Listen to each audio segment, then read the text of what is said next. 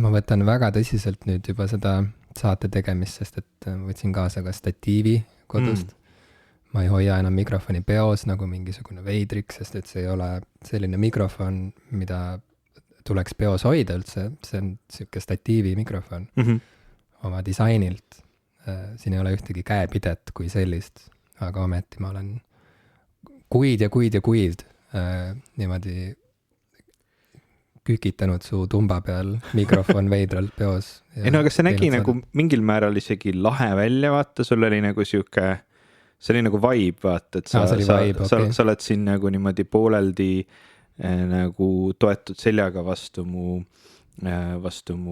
voodit ja siis sul on nagu see mikrofon käes ja sa oled niimoodi sellises nagu chillis asendis. Ma ei tea, võib-olla see ei olnud nii mugav siis lihtsalt. Mulle tundus alati äge. Mul alati lõpuks oli selg natuke valus või kuidagi nagu õlad olid pinges, sest et ma olin veidras asendis. I can see that happening. Et jah, et võib-olla see chill vibe on nüüd kadunud, natuke võib-olla jääb isegi mulje, et ma pingutan üle. Ei, sa näed väga professionaalne välja. Tõesti? Jaa, okay. Sul on jalg üle põlve, sul on käed niimoodi ilusasti seotult sõrmedega ümber oma põlve, sa näed väga selline asjalik väga hea välja. Sest see on see, mida ma nagu üritan nüüd olla. Ma ka alati üritan asjalik olla. Mitte ainult siin saates, seda siin kindlasti ei ole kunagi märgata olnud, aga ma nagu elus püüan olla, aga mul on tunne, et minu nagu selline loomulik vibe, kui juba selle sõna kasutamiseks läks, on pigem nagu diivanil külili. Mitte asjalikult. See on see nagu, mida ma olen üritanud oma ellu rohkem manifesteerida, kui jätkata nagu sellise Instagrami lingo kasutamist. Et sa oled üritanud manifesteerida diivanil külili olemist. Jah, see ei vaja nagu väga palju nagu manifesteerimist, sellepärast, et umbes sama palju energiat, kui selle manifesteerimine võtab ka energiat lihtsalt diivanile pikali heitmine. Nii et see on selline, jah, ma ei tea, kui mõttekas see tegevus on, aga diivanil lamamine on kindlasti hea. Ma just üks õhtu ühel oma nendest mõnusatest lamaskellemitest, lamaskellemine on ikkagi väga lamaskellemistest hakkasin YouTube'is vaatama ühte videot, mis mulle väga mitmel põhjusel ääretult muljet avaldas. Selle pealkiri oli A Very Brief Analysis of the Phantom Menace. Phantom Menace on siis Star Warsi siis Skywalkeri filmisaaga esimene osa.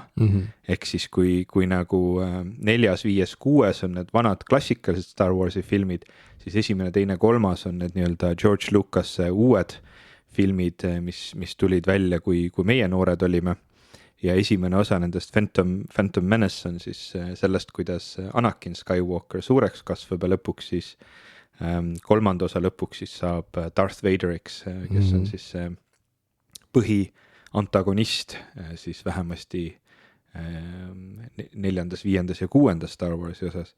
Ja miks see video mulle nii muljet avaldas oli see, et see pealkiri on väga eksitav või siis vastupidi, võib-olla ei ole, sest see A Very Brief Analysis kestab 12 tundi. Sa teed nalja 12 tundi. Selle video pikkus on 12 tundi ja ma panin ta kuidagi sportlikust huvist peale.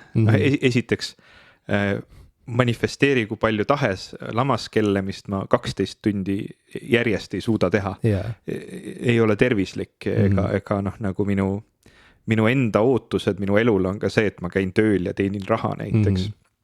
Et päris nii ei saa. Aga ma ma vaatan, kui kaugele ma seda vaadanud nüüd olen. Esimesed tund ja 20 olen ära vaadanud. Me ei ole veel väga palju kaugemale, kui esimesed stseenid nagu jõudnud. Aga see tõesti on selles suhtes muljetavaldav, et kuidas on võimalik 12 tundi rääkida filmist, mille enda pikkus ma praegu peast ei teagi, aga ma pakun, et see on paar tundi. Ja tuleb välja, et on. Ja üllatavalt isegi põnevalt, et see läheb kuni nende detailideni välja, et esimene asi, mida me filmis näeme, on selline laev. Räägime järgmised 30 minutit sellest spetsiifilisest laevast ja kogu sellest nii-öelda, võtame kõik viimase ma ei tea, 50 aasta jooksul ilmunud raamatud sellel teemal ja koomiksid ja kõik lore, mis vähegi kuhugi kirjutatud on. Ja käsitleme seda siin videos ja see tõesti oli väga, väga põnev. 2 tundi ja 13 minutit kestab Phantom Menace ise filmina. Et see on väga muljetavaldav, ma olen üsna kindel, et ma ei vaata seda kunagi lõpuni. Nii põnev ta ka nüüd ei ole, et teda 12 tundi vaadata, aga ta oli muljetavaldav oma nii-öelda olemasolu mõttes. Sellised videod on my jam täiesti. 12 tundi on see miinimum. Kunagi, kas see oli üks nendest meemidest, mida me oma meemi kirjeldamise rubriigis kirjeldasime, et meemi kirjeldamise rubriigis? Meil on siin siuke spontaanne rubriik, mis aeg-ajalt ilmutab ennast, kus me kirjeldame meeme, mis me oleme internetis näinud. Ja siis kirjeldamine võtab nii kaua aega, et isegi kui sa näed seda meemi hiljem, siis sa ei tunne sellest mingit rõõmu enam, sest et sa oled väsinud juba. See on ära hävitatud sinu jaoks. Et siuke meemi hävitamiskeskus asub siin, aga oli see meem, et ma isegi ei mäleta enam, see on nagu nüüd eriti halb osa sellest rubriigist, kus ma isegi ei mäleta enam, mis tegelaskuju seal oli. Mida ma ei mäleta. Kuidas kirjeldada meeme surnud jänesele. Seal oli mingisugune popkultuurist tuttav tegelane. Miks jänesele? Sest see on see, vaata tead küll, see on siuke kunstiajaloost või performance kunstiajaloost tuntud siuke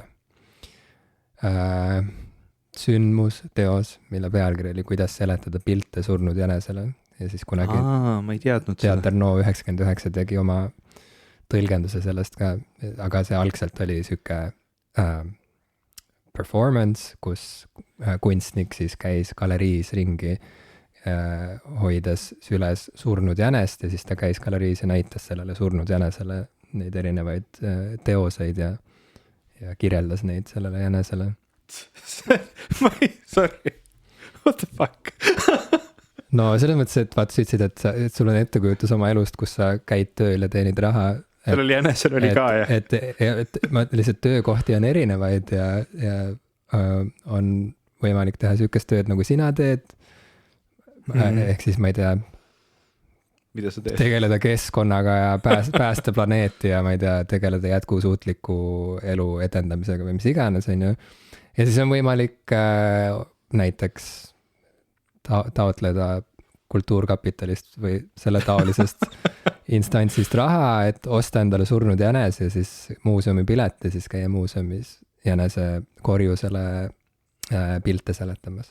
Okay. Töö on töö. Päeva lõpuks töö on töö ja... Vabandust, et ma sind segasin. Lähme tagasi selle meemi kirjeldamise. Ja see meem, ma arvan, et seal meemi, selle pildi, parem see oli see meem, seda sorti meem, kus on vaata nagu on ülemine pilt ja alumine pilt on nagu koos, on ju, ja siis ülemise pilt, ja siis seal oli vist Drake, ma arvan, see oli see Drake'i Hotline Bling videost, kus ta vaata nagu ühe pildi peal on nagu niimoodi, et ära näita mulle seda asja, vaata kuidagi pöörab nagu näo ära ja peopesa on nagu niimoodi ette pandud ja siis teine pilt on, kus ta nagu näitab, et vaat seda ma tahan. That's the one. Nagu, et neil näpp on püsti, et seda ma tahtsingi. See on üks mu lemmik meemi template. See on väga hea template ja ma arvan, et see oli see template, ma ei ole 100% kindel, aga oletame, et see oli see template. Okay. Mulle meeldib, et see rubriik on kestnud umbes 7 minutit ja me ei ole isegi jõudnud alguseni veel. Me ei tea veel, mis nali see. Et seal oli, ja siis ühesõnaga selle pildi juures, kus ta siis ei soovi näha või kuulda seda asja, mida sa talle pakud. Ehk siis selle ülemise pildi juures seal oli nagu kirjas midagi sellist nagu, et vaadata 1,5 tunnist mängufilmi Netflixist. Ei, on ju. Ma olen näinud seda meemi. Ja siis see alumine meem, kus ta nüüd vaat see on see, et mingi vaadata 25 tunnist explainer videot mingist teemast, millest ma pole varem mitte midagi kuulnud ega isegi huvitunud YouTube'ist, sest et algoritm viskas selle mulle ette. Jep. Ja see on ka minu vibe. See on väga ka minu vibe. Et see on täiega vibe, jah. Kuulajad, kas te olete aru saanud, ma täna püüan kasutada noortepärasemat kõnepruuki. Ja me üritame oma sihtrühma laiendada ja meie sihtrühm on tegelikult nooremad inimesed kui meie, ma olen Spotify'st vaadanud. Ja see ongi eesmärk, me oleme teinud põhjaliku turuanalüüsi ja me nüüd üritame peletada kõiki neid noori ära. üritame neid eemale peletada, aga et see, mida sa kirjeldad, see meenutab mulle näiteks neid Tim Rogersi videoid, mida ma olen aeg-ajalt kirjeldanud, kus ta võtab pulkadeks lahti mingisuguseid videomänge, kus ma ei tea, et lõpuks see doc-film või ma ei tea isegi, kuidas seda nagu nimetada, see ei ole film, aga noh, et lõpuks see video ise võibki kesta 10 tundi või 15 tundi või 20 tundi või vahel see on võib-olla jagatud mingiteks juppideks. Aga noh, jube põnev näiteks kuulata, kuidas ta räägib, ma ei tea, 15 tundi järjest mingisugusest 2001. aasta ainult Jaapanis välja antud PlayStation 1 mingist nagu dating simulator mängust nagu, või siis ei ole isegi 2001 ilmselt, vaid see on mingisugune 96 või midagi sellist, et noh, väga köitev ja see on mingit sorti, ma ei tea, sul peab vist olema mingit sorti aju, et nagu olla vastuvõtlik sellisele infole, et minna elevile nagu võimalusest kuulda millestki nii obskuursest ilma mingi põhjuseta. et see nagu ei muuda su elu, see ei aita sulle endal mingeid asju nagu paremini teha tingimata, sa lihtsalt nagu millegi pärast nagu tahad kuulda kõike. Aga ma arvan, et see on see point, et see ongi see nagu, miks see on hea, sellepärast, et ma vahel vaatan näiteks, mulle väga meeldivad nii Financial Timesil kui Deutsche Wellel kui France 24 on väga head YouTube'i kanaleid, kus tehakse väga häid dokumentaalfilme. Sa saad tasuta vaadata 30 kuni, ma ei tea, 60 minutisi dokumentaalfilme, mis on toodetud nende telekanalite või uudistekanalite poolt. Ja ma väga tihti võtan ette, vaatan, ma ei tea, mingeid dokumentaalfilme minule olulistel teemadel, nendel samadel keskkonna ja jätkusuutlikkuse teemadel näiteks. Aga see on mulle väsitav, sellepärast, et see on info, millega ma nii ehk igapäevaselt teen tööd ja palju nagu mõnusam on vaadata nagu 5 tundi infot millegi kohta, mis mul tegelikult ei, noh, ma ei pea tähele panema, ma ei pea kaasa mõtlema, see on lihtsalt huvitav info, kui see on hästi tehtud.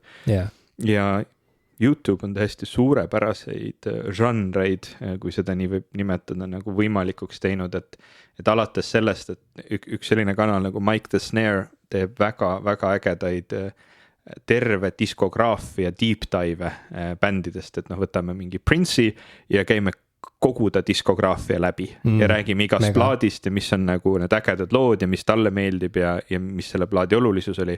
Ja noh, niimoodi väga mitme artisti kohta, mis on väga mahukad ja pikad videod, mida mitte üheski teises meediumis ei oleks võimalik katta. Või siis nagu veel retsimad on igasugused restaureerimise videod, noh, mis on nagu lihtsalt puhas nagu taustamüra. Või siis, mis ma viimasel ajal olen avastanud, 2 tundi häid vanu mänge, mille taustal magama jääda. Et on sellised videod, kus lihtsalt näidatakse sulle, ma ei tea, paar tundi 80. 90. arvutimängude videoid ja siis nagu see on selleks, et sa saaks magama jääda. Näiteks diivanil lamaskelledes. Äge. Et selles suhtes need on nagu väga ägedad žanrid, mis on võimalikuks saanud just spetsiifiliselt YouTube'ile. Ja see ongi nagu, ma üritan praegu meenutada, et kus ma seda kuulsin, see võis olla kas näiteks Cortexis või kuskil sellises podcastis, kus räägiti sellest missing middle teemal, et Ameerikas just spetsiifiliselt mööbli äris ja tegelikult seda sama on näha ka nagu näiteks riideäris, aga seda vist kirjeldati esimest korda just Ameerikas nagu mööbliga, et sul on tänaseks alles jäänud väga kallis high-end mööbel, mida sa saad oma koju osta, mis on tõesti ääretult kallis, või siis väga odav IKEA mööbel või sarnases stiilis. Sul ei ole keskklassi nagu valikut.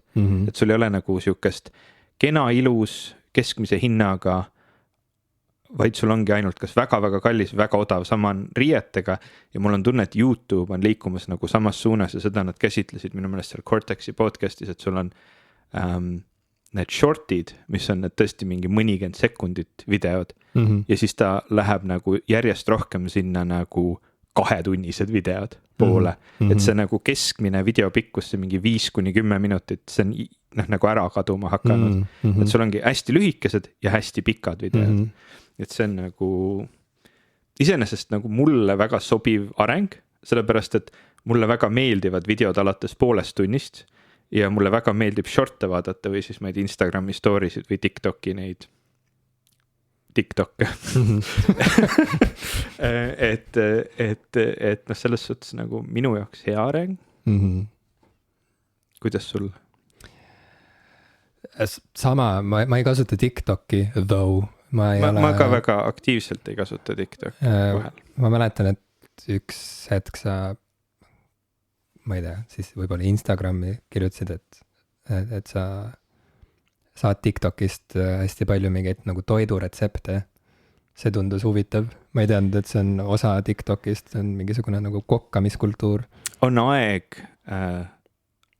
anda maailmale teada tõde, et kui ma seda postitust kirjutasin, siis ma taaskord proovisin noortepärases lingos kirjutada, et tegelikult ma saan neid inspiratsioone Instagrami story'dest. Dude. Mitte spetsiifiliselt TikTokist. Aga kuna nad põhimõtteliselt täpselt samad videod, mis mõlemal platvormil on, lihtsalt mina vaatan neid nädal aega hiljem Instagramist, siis mulle tundus see nagu okei, aga noh, võib-olla ei olnud. Ma ei ole kindel, kas ma tahtsin seda kuulda, sest ma juba nägin sind natukene nagu, kuidas öelda? Ebalema. Ma natuke juba nagu pidasin sind lahedaks. Ja ei, ma tegelikult ei ole, jah. Et vau, et veel endine riigiametnik ka, vaata, ja julgelt siin nagu kasutab TikTok'i ja nagu... See endine riigiametnik jääb mind vist veel väga pikalt saatma. Elu24 on viimasel ajal hakanud tegema minu tweetidest uudiseid. Tõsiselt räägid või? See on nii veider. Sinu tweetidest, sest et sa kasutad X-i. Jah, kaks korda on juhtunud seda, et ma teen mingi tweeti ja siis nad on selle ümber ehitanud uudis, mis on nii lihtsalt nagu hästi veider. Ma teen seda nagu, mis see sõna on, see humble bragging, et ma tegelikult tahan öelda inimestele, et vaadake, minu asjadest on tehtud nagu uudiseid ja siis ma nagu ütlen, et see on imelik ja nõme. Oota, aga vaatame siis kohe. Kuna ma ei kasuta seda X-i. Sa ei kasuta X-i? Siis ma ei... Mulle ei meeldi selle nimetamine X-iks, ma kuidagi ei taha kaasa minna selle keegi ei taha, lollusega. See on Twitter. Ja Elon Musk ei eksisteeri. ei ole endiselt. Mis seal, okei, mul ei ole X-i isegi telefonis, nii et mis nad siis, mis lugusid nad on spinninud sinu säutsudest? Esimene oli sellest, kuidas Keskerakond tegi automaksu vastast protesti. Ma panin sellest video üles, kuidas Boris Lehtlan laulab Sõidan mööda jõge ja siis tuleb toonane linnapea Kõlvart tuleb lavale siis, kui taustal mängib Mäekuninga koopas muusika, mis on väga naljakas ja veider. Ja sellest nad kirjutasid siis loo, kus nad lisaks sellele tweetile siis veel ka sinna vastanud inimeste tweete sisse panid. Ja teine oli selle ümber, mida ma ei olegi lugenud, sest ma ei maksa Postimehe eest, nii et ma ei ole seda artiklit lahti saanud teha, aga seal oli siis tehtud postitus, minu postitus oli siis sellest kaitsetahe pusast tekkinud meemidest, et seal oli siis minister Võrklaev oli teinud pusa maksutahe ja siis ma tegin pusa, millele ma kirjutasin ja ma päris täpselt peast hetkel ei mäleta, et umbes nagu kliimakriisi tõsidusele vastavate meetmete tahe või midagi siukest ja siis ka sinna oli ehitatud siis erinevaid, et kes mida kirjutas ja mis pusasid. Anyway. Sa täiega osaled, kuidas öelda, osaled elus. Kultuuris, ma tahan öelda, et see on väga huvitav. Aga oota, see miks ma kiitlema hakkasin? Ma tunnen nagu mees üksikult saarelt, kes tuli sulle külla korraks ja suurde linna. Miks ma kiitlema hakkasin, on see, et seal on märgitud, kui Ivo Krustok, kes on siis keskkonnaametnik ja podcasti popkulturistid, üks saatejuhtidest, mis mind häiris, sellepärast ma ei ole keskkonnaametnik. Nüüd juba vist 9 kuud või? Keskkonnaametnik on selline amet nagu president, vaata, et sa võid küll olla lõpuks nagu ekspresident, aga sa jääd nagu president Ivo Krustokiks. Eksametnik. Mulle see kusjuures meeldib, president Ivo Krustok, see kõlab ilusasti. Jah, tegelikult võikski juba, sest ma arvan, et minu tutvusringkonnast sa oled üks tõenäolisemaid siukseid kandidaate tulevaseks tulevaseks ekspresidendiks. Nii et miks mitte juba hakata nagu push ima seda. Kampaaniat tegema. Jah, et kui juba... Kui vana peab olema Eestis, et presidendiks saada? Kas on mingisugune sa pead olema täisealine, ma arvan. Ei pea, vähemalt 40-aastane. Ei, vähemalt 40-aastane peab olema. Mul on veel natukene aega, aga vist ülejärgmine kord, kui valitakse, siis ma saaks juba kandideerida. Ja ma saaks siis ma võtaks oma kabinetti ülemaks. Augusti lõpus ma saaks oma kandidatuuri teha avalikuks, ütleme nii. President Jim Ashilevi kõlab ka päris hästi. Jaa, see oleks väga, ma arvan, et see oleks väga hea meie riigile. Saaksid kolida Kadriorgu. Jaa, see oleks,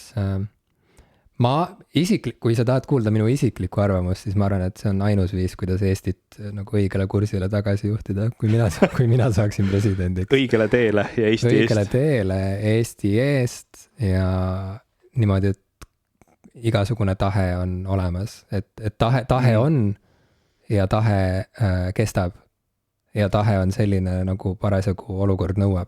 Tahe on ja tahe kestab on päris siuke nagu, see võtab kohe seest tahedaks. See on jõuline sõnum. Ma tean, jah. Paneme vahele selle alguskõlli ära. Issand, me pole alustanud isegi ametlikult. Mis edasi saab.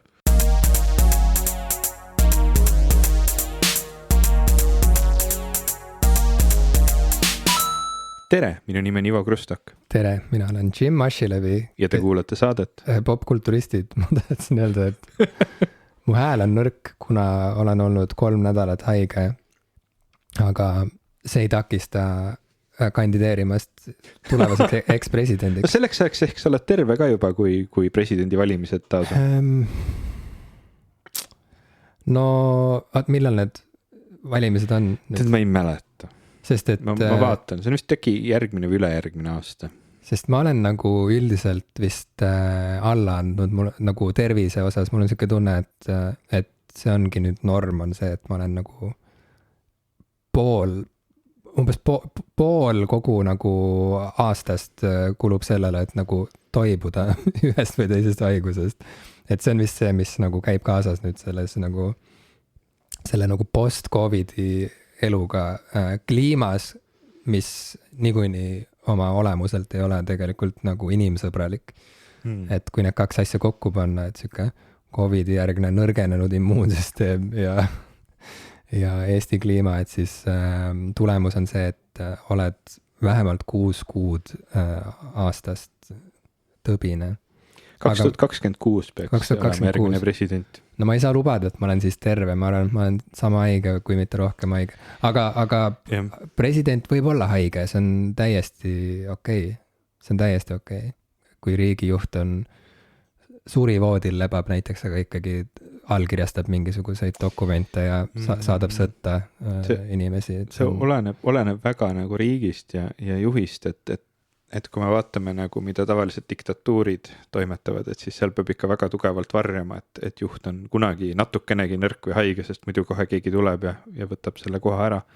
Mitte läbi valimiste, tavaliselt läbi jõu. Ei, ma arvan, minu agenda oleks nagu see ka, et see, millega ma tahaks ajalukku minna, on see, et ma normaliseerin väga halva tervise riigijuhtide mul on tunne, et Ameerikas üritatakse seda juba teha. Ma tean ja ma olen kade, sest et jah, Biden on minust ette jõudnud, aga ma panen selle pedaali põhja igal juhul, kui ma saan ma luban, et kui mina saan presidendiks, ma olen kogu aeg haige. ja vaagun hinge niimoodi, et kõik on mures, aga te veel näete, et asjad ikkagi liiguvad. Ja niimoodi ma normaliseerin selle, et riigijuht võib olla tegelikult nagu äärmiselt kehva tervise juures ja võib hästi palju riigi ressursse kulutada tegelikult sellele, et nagu endale saada mingeid häid arste ja hüvesid ja palju nagu lamaskellemis aega. ma just mõtlen seda, et kuna sa oled minust natukene vanem ja sina siis saad näiteks järgmistel ma olen väga palju vanem sinust. Valimistel saad presidendiks, et siis ülejärgmistel ma teen sulle nagu vastukampaaniat, et kas te tahate seda haiget meest oma juhiks ja ma saan kuidagi juba kõik selle peale üles ehitada. Aga sellega sa juba tõmbad vee peale endale, sest ma olen siis juba inimesed nii ära harjutanud selle uue normaalsusega, kus haige olla on okei. Et see on nagu juba muutunud, lihtsalt inimesed on harjunud ja see on muutunud tavapäraseks, nad ei oska tahta. Ja siis nad vaatavad põlgusega su poole, sest et sa põhimõtteliselt lööd maas lamajat ja üritad mingit nagu odavat populaarsust sellega võita. Ja inimesed ei lähe selle õnge enam, sest et nad usuvad, et haige president on hea president. No vaatame, kuidas see sul välja tuleb. Mul tuli üks podcasti mõte vahepeal. Lisaks sellele, mis me hetkel teeme. See võiks olla, kuidas seletada 3 punkti surnud jänesele. Mul on siuke tunne, et raudselt keegi kuskil on teinud seda juba ka. Peaks nagu uurima, aga see tundub nagu lahe pealkiri. Aga see on siis saade, mida sa teeksid nagu surnud jänesega või? Et siin tumba peal, kus istun mina praegu, siin istuks siis siuke haisev, mädanev raibe. Mulle nüüd see mõte enam ei meeldi. Võib-olla teha nagu mängujänesega. Et see on ka, nagu vaata, ta on nagu top. See ei ole päris see, vaata, see on natuke nagu siuke laitim. Kui Noo seda tegi, kas seal oli siis päris surnud jänes? Vabandust. Ma ei mäleta ausalt öeldes, ma ei mäleta, mis see... Ma käisin seda vaatamas, aga see oli nii ammu aega tagasi. Me peaksime intervjueerima lavastajaid. See on siuke kuidas seletada näidendi nimi surnud jänesele, siis me saaksime rääkida seal lavastajatega. See võib olla mingi YouTube'i siukeste nagu 30-tunniste explainer videote kandev motiiv, kuidas seletada basskitarri surnud jänesele näiteks ja siis sa teed seda. See kindlasti leiaks vaatajaid. Eriti kui ta oleks 30 tundi pikk. Et see nagu võtab seda niši vaata endale. Selles suhtes on hea. Ja seal tekiks nagu see põnevus ka, et kas sa ühest osast teise nagu kannad kogu aeg sama jänest kaasas või sa nagu hangid värskemaid raipeid. Mitu surnut jänest on vaja selleks, et teha 30-tunnine video. See kuidagi on nii ebamugavaks vestlus mulle muutunud. Aga see on huvitav küsimus. See on nagu, et mitu blondiini on vaja, et lambipirni vahetada. Mitut surnud blondiini on vaja, et teha 30-tunnist YouTube'i videot basskitarri põhialuste seletamisest surnud jänesele. Mulle tuleb meelde jälle see Lonitsera jõuluplaat, kus oli vist mingi lain, et mitut lauljat on vaja, et keerata sisse lambi pirni ainult ühte, sest vähemalt seda ta oskab teha. No võt. Järelikult sul on vaja ka ühte raibet ainult. Sest et kui sa hoiad teda ilusti kilekotis ja külmas, et siis sa, ma arvan, saad mitu hooaega ära teha, enne kui nagu hapuks läheb. Või tegelikult, no millest me räägime? See vestlus on muutunud mulle nii ebameeldivaks. Et nüüd me oleme lisaks nendele noortele inimestele, keda me Jim köhib mu kõrval, ma ei tea, kas teha paus või rääkida edasi. Et lisaks nendele noortele kuulajatele, keda me oleme ära lükanud siit saate kuulajate seast, kasutades sõnu nagu vibe ja manifetseerimine, siis nüüd me oleme kõik inimesed põhimõtteliselt ära tõuganud. Sõna vibe nagu kadus ära järk-järgult ja selle asemele tulid sõnad korjus ja raibe ja sellised sõnad. Me võime joone alla tõmmata sellele teemale. Lihtsalt viimane sõna, ma ütleks, oleks nagu mumifitseerimine, ma arvan, et see lahendaks kõik. Sest et kui sa mõtled, siis nagu... Kuidas seletada basskitarri mumifitseeritud jänesele? Jaa, sest et siis ei ole probleemi selle nagu säilivusega. Aga seda ma tahtsingi öelda ja ma rohkem ei soovi sel teemal ka rääkida. Ma olen suu puhtaks rääkinud ja minu arust sina tõid selle teema. Ma kahetsen seda ikka. Aga vist oli vaja tegelikult ju jõuda mingisuguse, me rääksime meemist, et mis võib-olla on olemas ja mida võib-olla ei ole olemas. Rääkisime või? Kus see Drake'i meem. Ei viitsi vaadata 1,5-tunnist filmi. Huvitav, mida Drake viitsib vaadata? Nagu päris Drake, mitte meemi Drake. Ma arvan, et iseennast, ma arvan, et on väga suur iseenda fänn. 30 tundi Drake'i. et Drake jah, ma ei tea, huvitav, Drake on teinud mõned väga head albumid ja samas ta on üks nendest räpparitest, kelle puhul nagu ma jaksan umbes üks kord, kui mitte nagu veel vähem kordi kuulata tema igat uut asja ja siis mõelda nagu, et ma ei viitsi. Et kuidagi see on huvitav jah, ma ei tea, see see ka, et mis seal vahepeal selle Kanye Westi ja Drake'i suhetes nagu toimus, nad olid elasid vist nagu naaberkruntidel vahepeal ja noh, ühel hakkas katus nagu täiesti sõitma, aga teine on lihtsalt nagu hästi sihuke edev ja ma ei tea.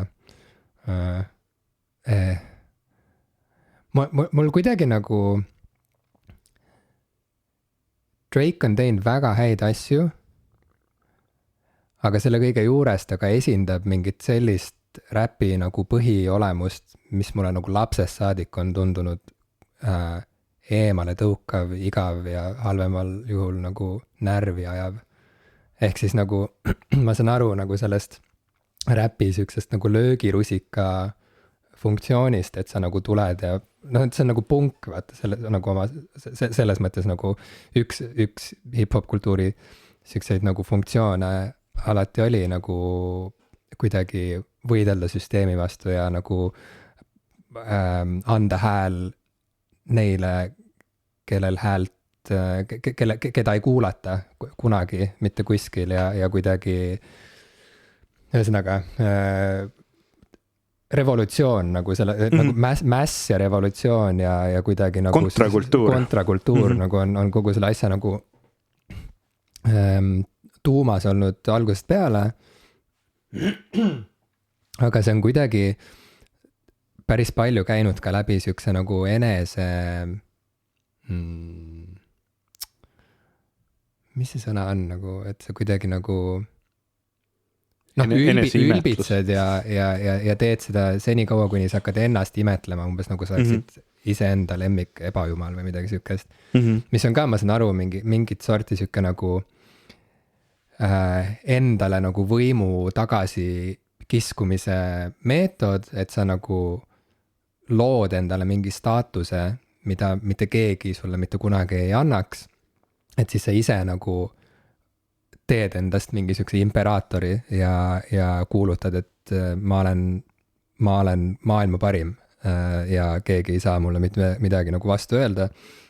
Ja siis, kui sa teed seda virtuooslikult ja päriselt hästi. Ei lähe full Kanyeks. Siis ongi jah, et siis ongi nagu siuke jälle siuke manifesteerimine, et sa ei manifesteeri mitte nagu diivanil külitamist, vaid seda, et sa oledki nagu mingi kõige seksikam, kõige rikkam, kõige tähtsam, kõige andekam moogul nagu, et sa ei ole isegi enam siuke mingi riimi värsimeister, vaid sa oledki nagu noh, nagu Jay-Z see äge siuke räpirida on, et I'm not a businessman, I'm a businessman, et mis on nagu lahe ja Jay-Z on mul alati meeldinud lihtsalt ääremärkusena. Tema nagu tasakaal selles mõttes on ka minu meelest üsna nagu, ta on mingeid asju teinud, kus nagu noh, väidetavalt või noh, kellegi jaoks kindlasti on see hea maitse piir ületatud, et ka tema see 444 plaadil olnud, mul ei tule selle loo nimi praegu meelde, sellel oli väga ilus video.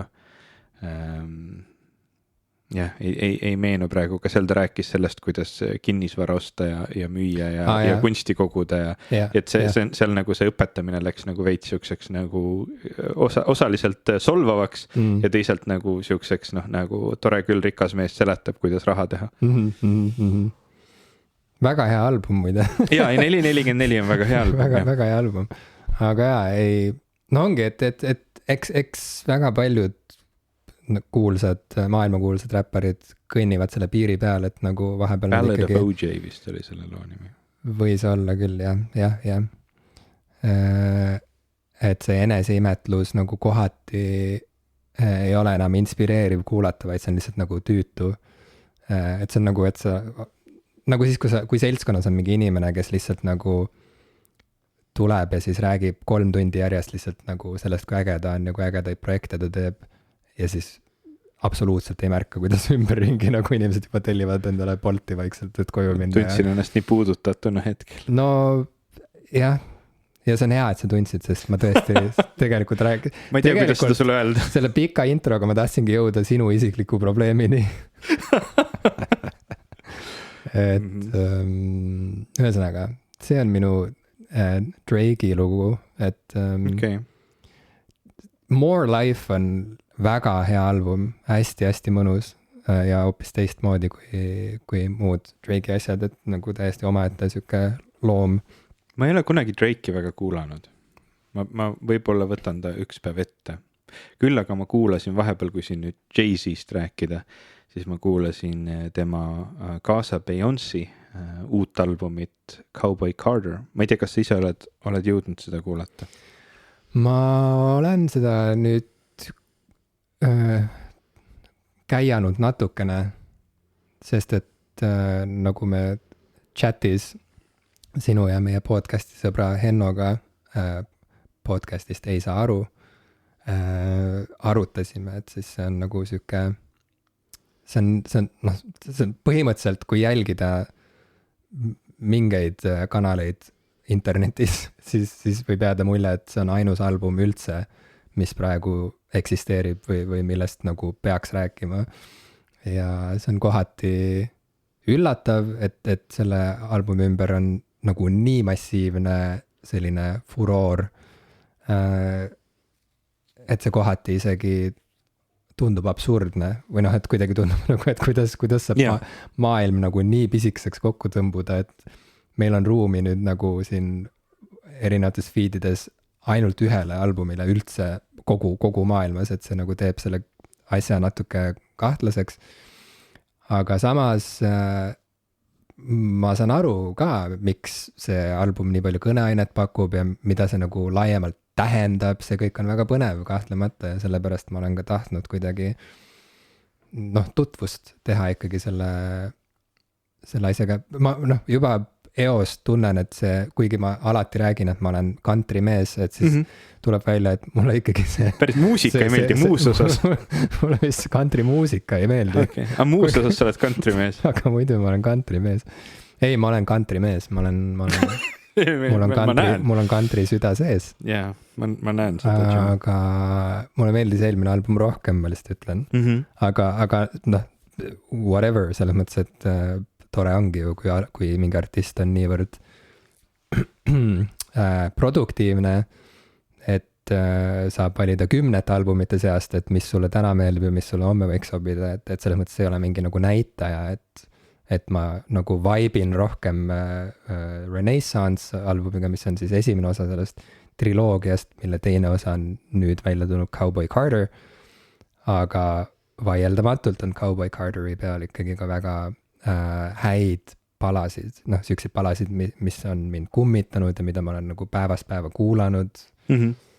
Et mis sulle sealt meeldinud on kõige rohkem? Või kui sa nagu country osas oled kergelt nagu müstifitseeritud lähenemisega, et oled nagu country mees, kes muusikat ei kuula, et ma saan aru, et Texas Hold'em siis sulle nagu nii väga ei see, ma skipin, see ületab.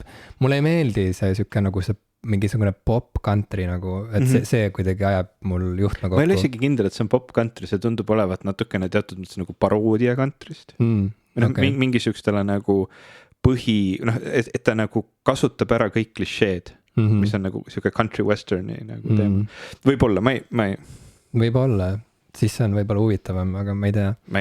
Minule kas see lugu nii väga ei meeldi küll, aga Bodyguard, mis oli kas vahetult enne või peale Texas Hold'emit, on hästi mõnus lugu ja hästi vanakooli lugu, ta on kuidagi nagu, ta on miksitud isegi niimoodi, et vaata, kui sa oled kuulanud neid Beatlesite vanu stereomikse, et siis sul on see, et nagu trummid mängivad vasakus kõrvas ja bass paremas ja vokaal on jälle paremas ja ühesõnaga, et kõik instrumendid on kuidagi ülilaiali stereopildis nagu pandud, et siis see on sarnase, mitte päris nii intensiivse stereomiksiga, aga ta on siuke vanakooli Americana stereomiksi vibe või feel, et sellest on hästi äge lugu. Kas Bodyguard oli see lugu, mille ta tegi Miley Cyrusiga?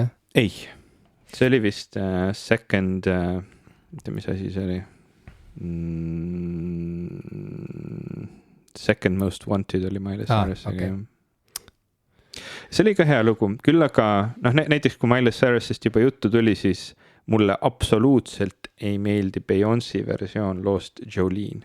Küll aga mulle kohutavalt meeldib Miley Cyruse versioon loost Jolene. Tal on ka oma versioon, ma ei teadnud seda. Ja see on oluliselt nagu kuidagi sellisem parem moderniseering Dolly Partoni loost, sest see kuidagi uus on siuke agressiivne ja kohati isegi nagu obnoxious väga mitmes mõttes, aga just see, kuidas nagu Miley hääl ka kuidagi nagu palju paremini kannab seda valu ja kõike nagu edasi, et selles suhtes jah, mulle see lugu ei meeldi, küll aga näiteks on päris ilus versioon Blackbirdist, mida Beyoncé laulab siin. Et minu jaoks on see plaat väga siuke mixed bag, et Lemonade oli näiteks mulle meeldis rohkem. Ja et ta ei ole nüüd mingi selline, et oh my god, et Beyoncé tegi nüüd, ma ei tea, mingi dekaadiplaadi. Dekaadiplaadi kõlab päris hästi. Väidetavalt dekaad tähendab 10 päeva eesti keeles, nii et ei kõla nagu väga suur saavutus. Jah, võib-olla tõesti, ma ei teadnud seda, ma arvasin, et dekaad on 10 nagu aasta. Kõik arvavad seda, aga kui sa... Kui kõik arvavad seda, siis on tõsi. That's how language works. Aga ei. Ma ei tea, anyway. Jätame kõrvale keele teemadesse. Anyway, nii, ühesõnaga. Mina arvan, et kõik on õieti. Aga... Õieti ei tohi, kas õieti ja õigesti võrdsustati nüüd ära või? Mina võrdsustasin kõnekeeles enda jaoks ära. Hästi. Aga ühesõnaga, et see plaat on siuke mixed bag, et ta on nagu hea plaat ja mis mulle eriti nagu meeldib on see, et Beyoncé on üks veel neid artiste, kes tahab teha suuri albumeid, grandioosseid suuri teoseid, mis on mõeldud albumitena tarbimiseks. Ta ei tee singleid. Tal on seal plaadil singlid, aga ta kirjutab plaati isegi mitte nagu teosena nagu üks asi, vaid nagu osana nagu mitme plaadi seeriast ja see on üliäge ja mul on hea meel, et ta seda teeb, aga need samad sellise nagu soo ja Ameerika kultuuri ja rassi teemad on minu meelest nagu minu jaoks ägedamalt tehtud näiteks Solange'i poolt, kes on Beyoncé õde, tema plaadid on selles ääretult head olnud näiteks, et jah. Jaa. See on vist kõige ägedam selle kõige juures ongi see, et kui suur sündmus see on, et kuidas see on nagu suureks mängitud. Et see on suureks mängitud, see on millal, kui mitu korda aastas räägib terve, ma ei tea, popkultuuri meedia ja sotsiaalmeedia mingist ühest albumist, olgu see siis nagu kriitiline jutt või siuke pooldav jutt, aga et mingisugune album kui nagu sa ütlesid, siuke nagu laulude tervik, mis moodustab mingi loogilise, mis jutustab mingit lugu esimesest trackist kuni kõige viimase noodini. Et seda ei juhtu väga enam ja see ongi äge selle kõige juures, et kuidagi, et see toob inimesed mingisuguse, et see on nagu mingi teetähis. Vabandust. Et see nagu on mingisuguse ajastu ja mingite sellele ajastule iseloomulike pingete ja arutelude selline see on nagu pildike sellest kõigest ja siis on võimalik tulla selle albumi juurde tagasi näiteks 10 aasta pärast või 15 aasta pärast ja siis mõelda, et miks see album siis inimesi niimoodi kõnetas ja mismoodi see nagu, ma ei tea, muusikamaailma raputas ja et kus me nüüd oleme omadega, et kas ka täna oleks põhjust teha sellist albumit, et ta on nagu selles mõttes nagu piisavalt kõnekas ja kaalukas, et ta nagu loob sellise pinnase nagu sellisteks aruteludeks, mis on nagu kestvamad loodetavasti kui ma ei tea, üks päev või kui pikalt tavaliselt räägitakse uutest asjadest, mis välja tulevad, sest et kogu aeg tuleb nii palju asju välja Spotify's ja igal pool mujal voogedastusplatvormidel. Muide, ääremärkusena Pharrell Shadow droppis uue albumi väljaspool muusika voogedastusplatvorme okei, kust seda siis saab? tal on lihtsalt mingi kodukas, kust sa saad reaalselt eraldi kõiki track'e download ida või kuulata või siis terve albumi tõmmata alla lihtsalt ühe tükina. Oled sa seda kuulanud? Ja ma ei ole veel jõudnud teha seda, aga ma natuke mõtlesin selle peale, et lahe oleks olnud teha tutvust sellega, et juba täna sellest rääkida natukene. Kahjuks ei jõudnud, aga igal juhul. Mõtlen seda, et kogu mu muusika tarbimine on nüüd nii voogedastus keskseks läinud, et ma isegi ei ole kindel, et ma oskan oma telefonist panna alla laetud MP3 niimoodi ilusasti plaadi kujul mängima. See on väga ebamugav. On ju? Ja siis sa pead minema sinna, kuna sul on iPhone, sa pead minema sinna failide kausta ja siis sealt nagu ükshaaval kuulama neid track'e ja see on väga ebamugav, see ei ole hea kogemus, kasutajad, sõbralik UI, see ei ole. Halb UX. Yeah. Mis mulle väga selle Beyoncé plaadi puhul meeldib, kuna ma nüüd ennast country-meheks ei pea, aga mulle nagu Americana väga meeldib, seal hulgas ka nagu selline country muusika. Ja see on kihvt, et see stiil on kuidagi nagu modernses popmuusikas nagu moes jälle. Et ta ei ole nagu samal kujul nagu Taylor Swifti selline nagu pehme pop country, eriti tema algusplaadid, vaid ta on nagu selline isegi jällegi mingil määral nagu oma paroodiana, aga nagu mitte nagu sellise mõnitava paroodiana, vaid kuidagi sellise lugupidava paroodiana ja seda on hästi äge kuulata, sest ta natuke meenutab mulle aastal 2019 oli sellisel artistil nagu Beck välja selline plaat nagu Hyperspace. Beck. Kes see veel on? Kuidas ma teda sulle seletan? Sa oled ilmselt... Kuidas seletada Becki mumifitseerunud jänesele? Kas sa oled kuulnud lugu... Ma tegelikult tean Becki. Soy un perdedor, I'm a loser baby, so why don't you kill me? Ja ma olen seda kuulnud. No võt, siis see on Beck. Tal on ka olnud siin just eelmisel kümnendil, ma siis ei kasuta sõna dekaad. 2 väga ägedat plaati. Aga tahaks kasutada, sest dekaad on nii mõnus sõna, mida öelda. Ta on ägedam sõna, mida öelda kui kümnend. Absoluutselt. Dekaad. Kahju, et see on ebaseaduslik kasutada seda sõna sellises kontekstis ja tähenduses. See lihtsalt ei oleks õieti rääkimine.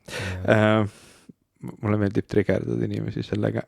Morning Phase ja Colors olid tema eelmise kümnendi siuksed väga, väga populaarsed plaadid, aga mulle väga meeldisid, aga selle kümnendi lõpetas selline plaat nagu Hyperspace. Ja Beck on ka selline inimene, kes nagu Americana sellist vibe'i oma poplugudesse toob ja see põhimõtteliselt oli siis pop-album, kus oli synthwave segatud kokku siis sellise nagu bluesi ja country vibe'iga ja tol ajal, kui see välja tuli, see läks minust täiesti mööda, ma ei kuulanud seda, aga ma olen seda sellel aastal hästi palju kuulanud. Ta kuidagi nüüd hästi klikkis.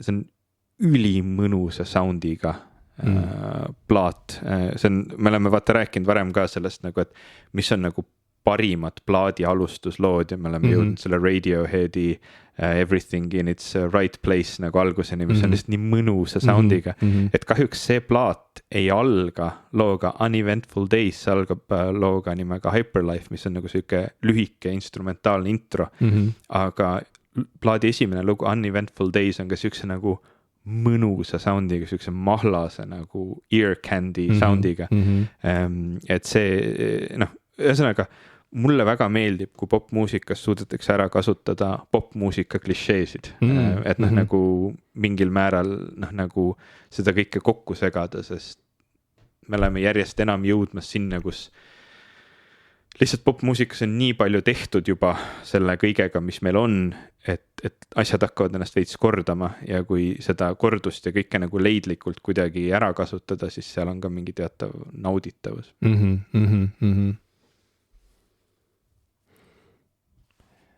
Üks asi, mis mulle veel meenus, mida tahaks puudutada seoses Beyoncé country albumiga, on see, et ma hakkasin kohe mõtlema Andre 3000-i niinimetatud flirdi albumi peale, kuigi see ei ole isegi flirdi album, aga kõik kutsuvad seda flirdi albumiks. No, meditatsiooni album. Seal küll mängitakse flirti natukene, aga seal toimub ka igast muid asju, et see flirt ei ole nagu ainus asi, mis seal see on kuidagi toimub. Nii selline nagu selline nagu pahandav viis, et nagu jah, ma saan aru, et jah, kõik nimetavad seda flöödialbumiks, seal on lihtsalt, see on nii palju kihte, mida see nagu lihtne nagu flöödialbumi nagu nimetaja ei kanna endas. Ta istub seal kaane pildi peal ka flööt näo ees. ja ma saan aru, talle meeldivad flöödid. jah, et noh, mis ma oskan öelda, ta ise nagu tekitas selle olukorra. He asked for it. Ja mäletad, kui üllatunud kõik inimesed olid, et ta sellise albumi tegi. Keegi ei näinud seda tulemas. See tundus täiesti ebaloogiline ja täiesti nagu täiesti ei kusagilt ilmunud mingisugune siuke taies järsku ja suunamuutus. Sest et kui sa juba kord milleski väga hea oled, siis inimesed eeldavad, et see ongi nüüd sinu rida ja seda sa jäädki tegema igavesti. Ja Beyoncé Cowboy Carteri puhul ma arvan, puudutas inimesi väga ka see, et Beyoncé jällegi sellise eeskujuna näitas, et keegi ei pea kinni jääma mingisse oma niši nii-öelda või väga sageli öeldakse eriti artistidele, et kuule, et jää oma liistude juurde või tegelikult seda isegi sagedamini ma olen kuulnud siis, kui näiteks, ma ei tea, mõni mingi näitleja võtab ühiskondlikel teemadel sõna või mõni, ma ei tea, saad aru, et kui järsku tuuakse kohale mingi inimene, kes ei ole nii-öelda nagu osa sellest ma tulen siia, et su muusikat kuulata, mitte su poliitilisi arvamusi. Jaa, täpselt, et siis järsku kamandatakse, et jää oma liistude juurde umbes nagu see inimene teaks, mis iga teise inimese liistud siis nagu täpselt on. Või nagu poliitika ja ühiskond ei oleks nagu absoluutselt kõigile oluline teema. Ja, täpselt. Sealhulgas ka muusikute. Et siis jah, et just see, et Beyoncé olles selline nagu R&B kuninganna, on ju, et kõik teavad, et ta võib elu lõpuni anda välja albumeid, mida kõik hea meelega kuulavad ja mis meelitavad ligi muusikuid üle maailma, kes on valmis temaga koostööd tegema ja nii edasi, et siis just see aspekt selle juures, et ta nagu võttis midagi, mida ta nagu, mis see, inglise keeles öeldakse reclaimed, on ju, et ta nagu heitis tegi enda omaks uuesti mingi osa Ameerika kultuurist, täpsemalt rääkides siis nagu country ja amerikaana kultuurist, mille juured ulatuvad väga sügavale sellisesse nagu musta muusika kultuuri ka. Ja ta nagu, aga mis ajapikku on muutunud nagu selliseks, kuidas öelda, nagu redneck ja nagu white America selliseks nagu tähistajaks. Ühesõnaga, et seal on nagu see siuke ühiskondlik statement juures, aga ka siuksel nagu kõrgemal, abstraktsemal tasandil üleüldse see ongi asi, mida iga loominguline inimene peab tegema ja me oleme sellest nii palju rääkinud oma saatesarjas nimega Popkulturistid, kuidas mida te praegu kuulete. Mida te hetkel kuulate. Me ei pea viitama välja siit saates. Et kõige põnevamad artistid on need, kes on leidnud viise, kuidas, ma ei taha öelda, et püsida relevantne, sest et see ei ole nagu, see on rohkem nagu siuke, et kui see õnnestub, siis see õnnestub ja kui õnnestub, siis see õnnestub, see ei ole nagu eesmärk omaette. See kõlab nagu see, et sa pead järgi käima trendidel, eks ole, mitte ei loo trende. Aga ütleme nii, et püsida nagu, et kogu aeg uuesti üles leida seda värskust ja sädet, mis annab tema tegevusele põhjuse ja mis võimaldab tal minna tagasi sinna sellisesse nagu algaja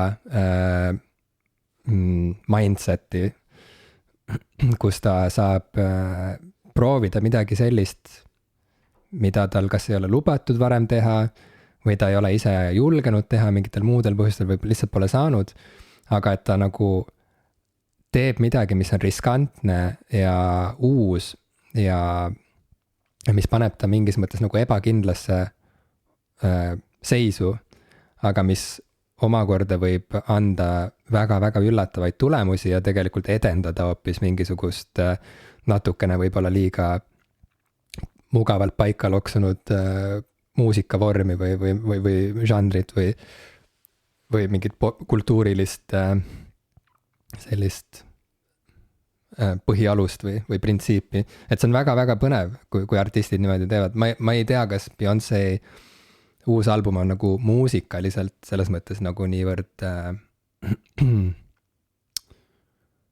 noh, ma ei tea, mingit uut epohhi loov, on ju. Et jällegi, et minu arust nagu muusikaliselt on näiteks Renaissance nagu huvitavam ja see toimub rohkem ja see on nagu dünaamilisem, aga ma saan aru sellest Cowboy Carteri sellisest nagu tähendusväljast, mis on omamoodi nagu palju rohkem laetud ja sihuke palju võimsam statement, kui oli Renaissance, mis oli lihtsalt sihuke, et noh, et te kõik teadsite, et ma olen R&B või ma ei tea, popmuusika maailma valitsejanna ja siin on teile veel üks meeldetuletus, et see olukord ei ole muutunud ja ei hakka muutuma, et oli nagu selles mõttes sihuke nagu Putini, nagu Putini uus tulemine praegu, et nagu üllataval kombel kõik ikkagi hääletasid, enamus hääletas ikkagi tema poolt, et siis nagu Renaissance oli nagu selles mõttes ka sihuke, et kõik teadsid juba, et ta tõestas midagi, mida kõik juba niikuinii teadsid. Sorry, see on lihtsalt dekaadi võrdlus. Aga viimase 10 päeva kõige nagu siukse põhjapanevam võrdlus. aga erinevalt Putinist see oli nagu äge. Et kui nüüd otsida Putini ja Beyoncé vahel erinevusi. Putini viimased albumid on väga halvad olnud kõik. Kõik see, mida Putin viimasel ajal droppinud on olnud väga halb. Ja täiega kõik on pole mulle meeldinud, mulle isiklikult. Parim drop, mida Putin saaks teha, oleks Drop Dead. Ja nüüd ma ei saa enam mitte kunagi oma sa ei saa kunagi enam Venemaale minna. Mis on okei. Ja, nii, aga iga ühe kõigi meie sees on oma isiklik Venemaa, kuhu saab alati minna. Kui huvitav. Aga ma tahtsin öelda, et Lähme siit edasi lihtsalt. Lõpetame selle surnud jänese tagumise. Et võib-olla ei peagi rohkem midagi ütlema siia otsa. Võib-olla tõesti. Mis saaksid Americana kohta rääkima? Ei, ma lihtsalt mõtlen, et Americana on meie põlvkonnale nii kohutavalt mõnus.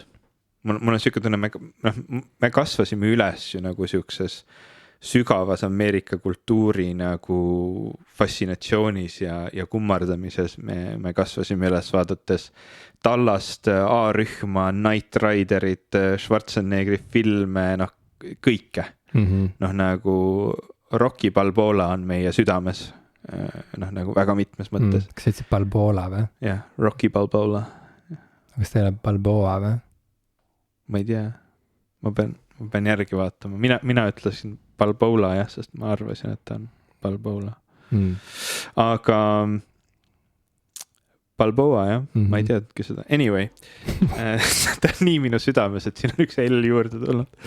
Aga lihtsalt mul on siuke tunne, et vaata, see on meie jaoks on ta jälle üks sellest, me oleme seda ka mitu korda käsitlenud, et see nagu millennialite selline sügav nostalgia trip, et see Americana nagu kummardamine on meile lihtsalt nii ääretult iseloomulik ja mõnus, et kui raadios Tom Petty tuleb või Johnny Cash, siis me paneme kõvaks ja kui Beyoncé teeb country't, siis me oleme väga happy'd selle. Yeah.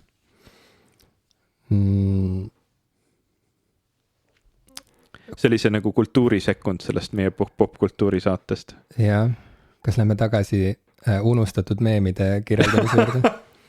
Aga tegelikult 2 asja veel meenus, mida tahtsin välja tuua selles Cowboy Carteri diskursuses. Esiteks lahe oli see, kuidas Beyoncé ise rääkis sõnast cowboy, et kuidas see on ajas oma tähendust muutnud. Et kui kunagi oli cowboy pigem selline pisendav või siuke nagu solvav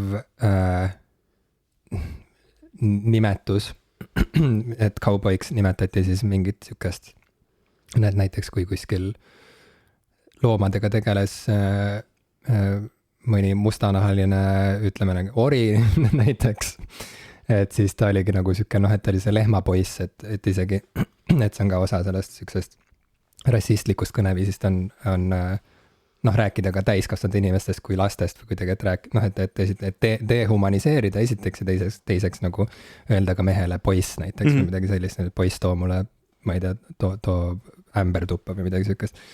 Et siis cowboy, et oli nagu siuke madalama sotsiaalse staatusega, rohkem siukses nagu orja või teenri staatuses selline nagu abiline, kes ei olnud nagu härrasmeeste lauda kunagi oodatud päris. Ja siis kuidas tänapäeval me mõistame sõna cowboy kui sellist ühte kõige nagu jõulisemat ja sellist nagu tähenduslikumat sellist nagu Ameerika siukse nagu free spirit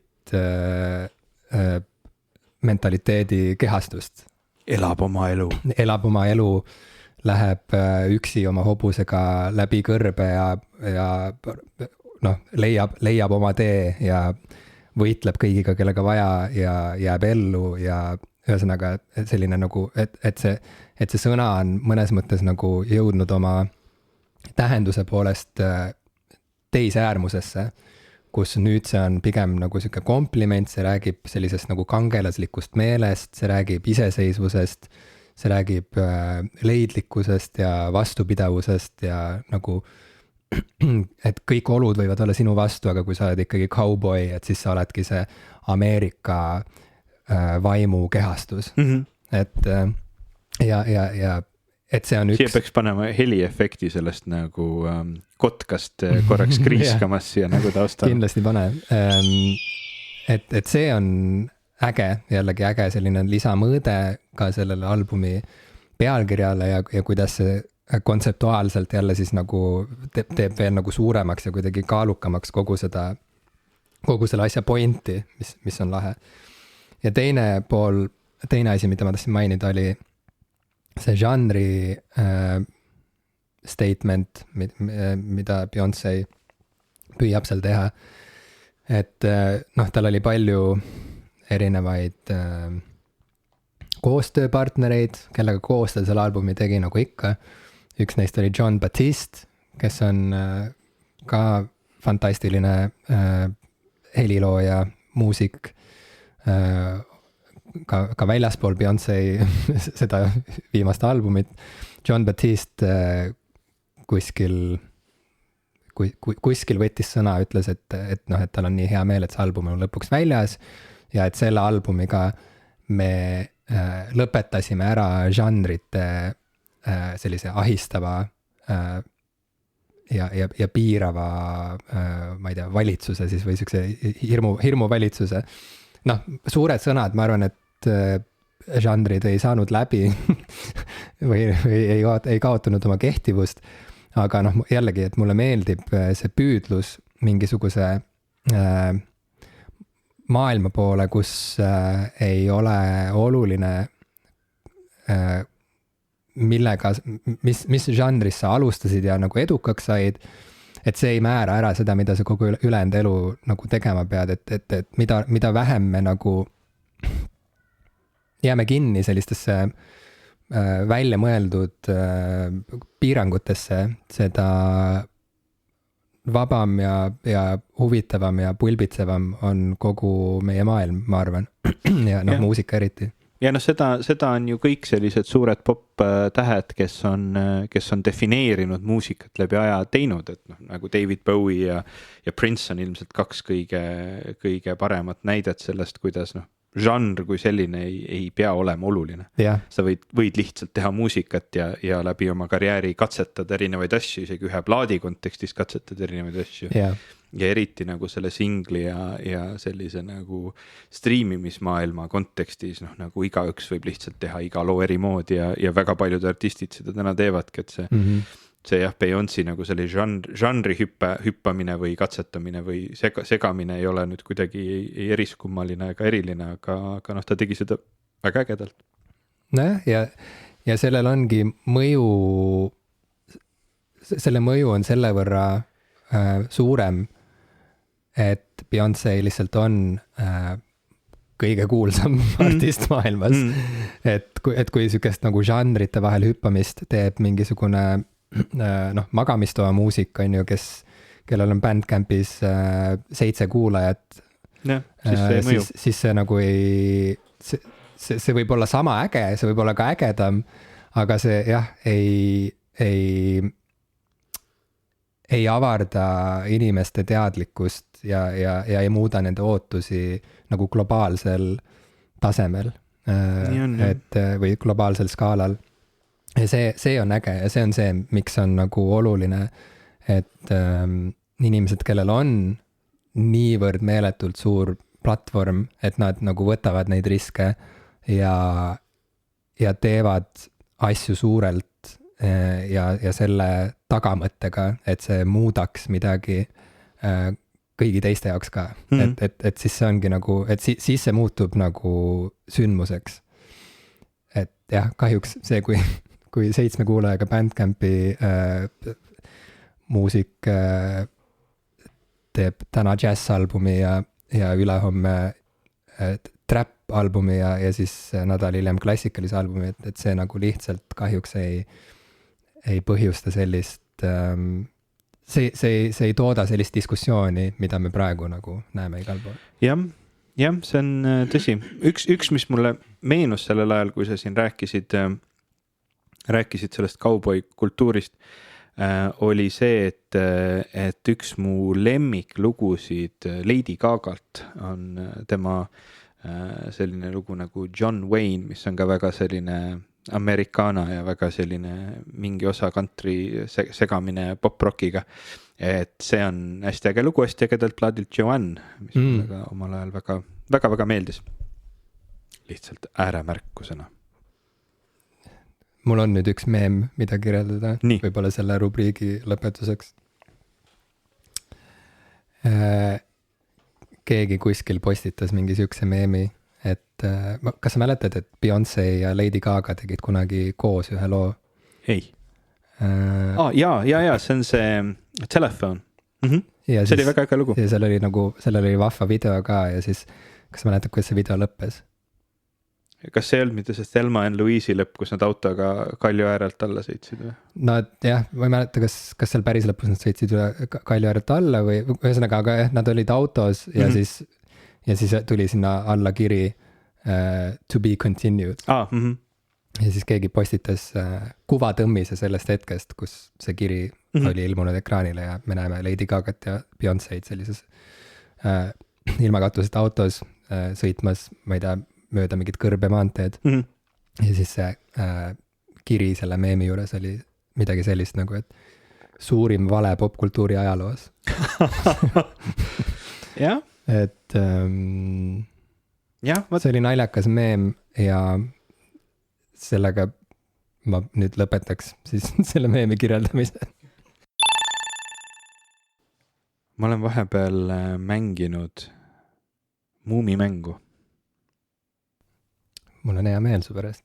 See oli täitsa tore mäng. Ta oli liiga lühike. Ma arvan, et ta on 5 tundi mängimist. 5 tundi on, ma arvan, et mängud võiksidki olla reeglina 5-tunnised, sest et elu on liiga lühike ja 5 tundi on päris pikk aeg tegelikult, et mingit lugu jutustada. Seda küll. Mäng, millele... Kas sind ajab ärevile ka, et ma sind läkastan või? Ei.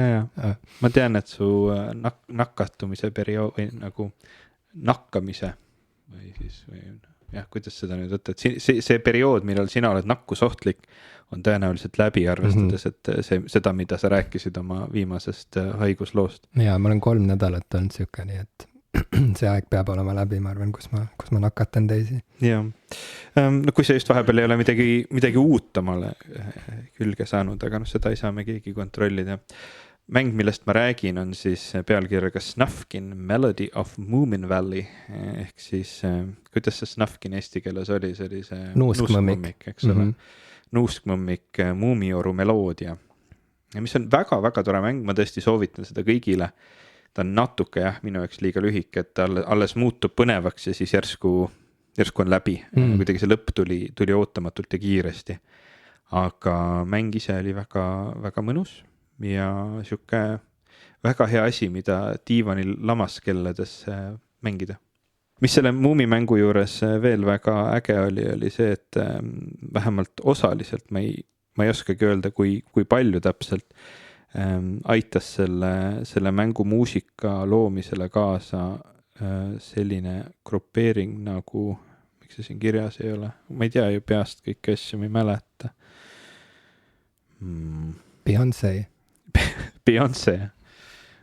Beyoncé Shadow dropitud Muumi album, mis tuli 2 päeva enne Cowboy Carterit. Sigur Ross. Millegi pärast mul oli peas Enya kogu aeg ja see ei olnud üldse see, mida ma otsisin. Sigur Ross aitas sellele mängule helindust teha. Ja seda on tunda, see on väga mõnusa soundtrackiga, väga ilusa visuaaliga, ilus mäng ja tegelikult selles mõttes hästi ägedasti tehtud, et ma saan aru, et ta nagu on suunatud võimalikult laiale tarbijaskonnale, et see sobib mängimiseks nii nendele, kes on väga noored, kui ka nendele, kes on südames noored ja lihtsalt hindavad muumisid. Ja see teeb ka ta väga lihtsaks mänguks, mida võib-olla esimese mänguna üldse oma elus mängida, et me oleme siin varem ka rääkinud sellest, kuidas väga keeruline on mängudesse sisse minna, kui sa ei tunne seda nii-öelda keelt, mis arvutimängu või videomänguga nagu kaasneb või seda nii-öelda ajalugu ja sul ei ole neid motoorseid oskusi lihtsalt varasemast olemas.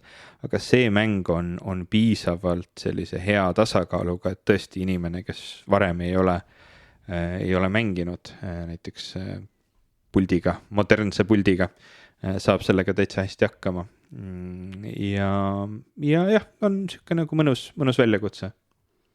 Mis mul on ääretult suur üllatus on tegelikult see, kuidas meie põlvkond, nagu ma saan aru, on muumidega nagu üles kasvanud, et meil on olnud need Muumioru lood telekas ja veel, ma mäletan, mu emale meeldis väga muumide raamatut lugeda, et siin on nagu mitu põlvkonda tagasi, kus see teema on nagu väga relevantne, aga tänapäeval mul on siuke tunne, et hästi paljude inimeste jaoks muumid on need tegelased, kes on kruusidel. Ja nad armastavad väga neid tegelasi kruusidel, aga nendel nagu kogu see muu kontekst seal ümber puudub. See on kuidagi geniaalselt turundatud asi, see muumi värk. Ja, on küll. Kui sinu jaoks on muumid vaid kruusi peal, siis proovi seda mängu. Ma olen püüdnud saada muumisid pusa peale, aga pole õnnestunud. Sest et Instagram viskab mulle ette ühte pusa, kus üks muumi korjab lilli ja siis alati, kui ma klikin sellele reklaampildile,